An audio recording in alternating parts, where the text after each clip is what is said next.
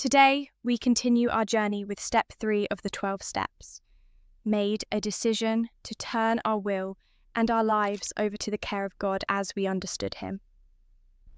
This step can feel like one of the hardest and also one of the most freeing. If step 1 is about admitting we can't do this on our own, and step 2 is about believing that something greater can help us, then step 3 is about making the choice to actually hand it over. Let's sit with that for a moment, turning our will and our lives over. For many of us, willpower has been the driving force for years. I'll fix it, I'll control it, I'll manage it.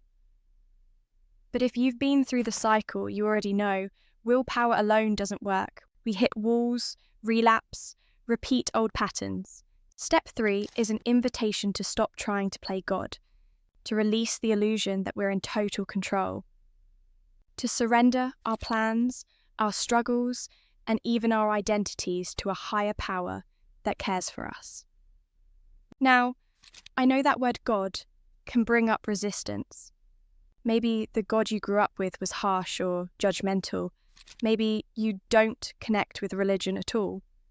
That's why AA is careful to say, God as we understood Him. This is not about adopting someone else's definition.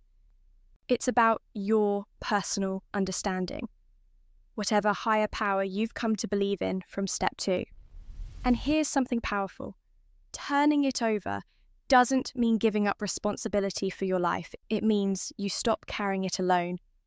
It means you align yourself with a source of strength greater than yourself. It's like finally realizing you've been rowing against the current, exhausting yourself, when you could have turned the boat around and let the river carry you. Think about it like this. Imagine holding a heavy box, your arms shaking, sweat dripping down your face.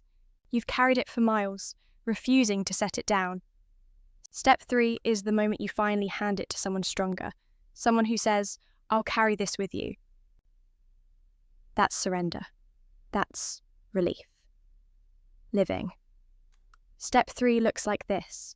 Each day, pausing and choosing to trust, saying, I can't run this show on my own. I choose to hand my will over today. For some, that's done through prayer. For others, through meditation, or simply pausing in moments of weakness to say, help me. One of the most famous prayers used in recovery is the Serenity Prayer. God, grant me the serenity to accept the things I cannot change, courage to change the things I can, and the wisdom to know the difference.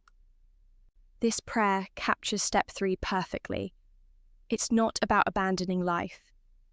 It's about finding peace in what's beyond you and courage in what's within you.